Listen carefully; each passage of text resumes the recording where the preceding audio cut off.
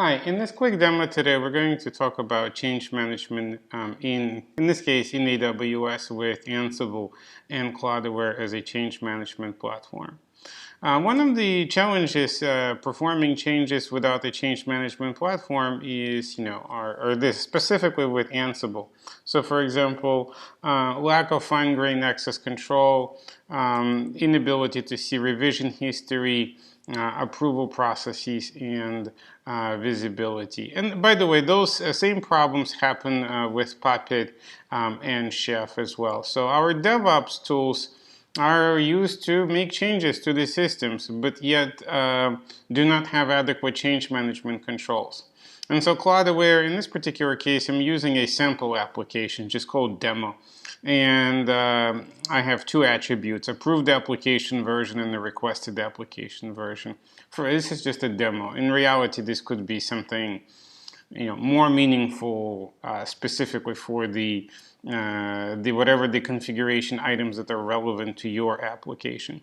Let's go ahead to our Ansible server, and I'm going to execute a playbook. Now, this playbook is connecting to Cloudaware through Cloudaware's API, and we can go through the playbook in another video. So it's sending an API request, it's checking, and it's actually modifying this file called sumconfig. As you can see, that is set to 2.5. Okay, so not much to do. Let's go ahead and now change this record. And so I'm going to pretend, so this is under normal circumstances, somebody would come in and say, okay, I want now this to be version 2.6. Somebody is requesting an upgrade and things like that. And then submits this for an approval. So Cloudaware has approval processes, and now the record is in a pending state, and it shows us who has submitted it for approval and things like that. So in the real world, we would kick off an approval process through a mobile device, through an email. It could go to multiple individuals if necessary. We really have full control over what that approval process looks like.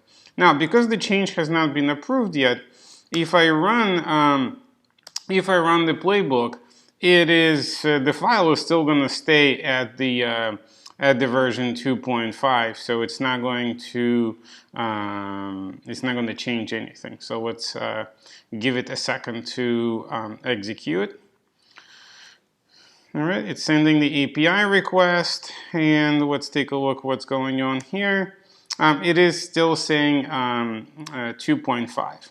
Okay, now I'm going to go ahead and approve this version. So normally this would be somebody else, but for the sake of a demo, I'm going to go ahead and approve this. As soon as I approve this, there is a workflow, and so this sets the approved version of the application to be the same as the requested version of the application.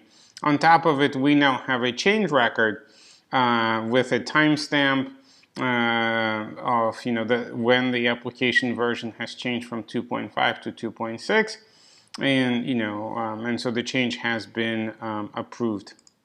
So now if I go ahead and run my playbook, it will actually update the file to the requested version. So let's give it a second to execute. All right, and let's take a look at the file. So the file is now 2.6. So in this case, this is called a, Cloudaware actually supports bidirectional change management. And so in this particular case, we initiated the change in Cloudaware, and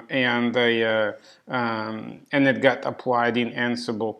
If we were to bypass this and manually change the version of this file, so I'm going to go in and basically bypass the management controls, let's say, and change this to basically pretend I'm a bad guy who doesn't follow a change management process, and I'm going to execute this Ansible playbook. It is actually going to undo it.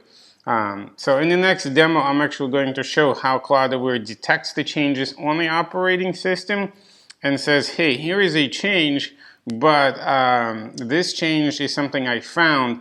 It's not necessarily a change that was approved. So it understands the other direction as well. As you can see, it has undone it to 2.6.